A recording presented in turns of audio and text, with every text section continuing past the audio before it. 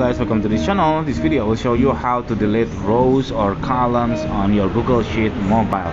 So what you have to do to delete the columns or rows, you have to tap on the rows or columns instead of cells. You have to click or tap on the rows. For example, I will delete this number 10 row.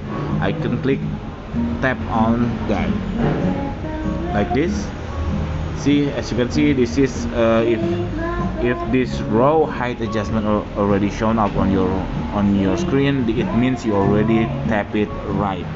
So I can I can press and hold on the row number until you can see this is the option of delete.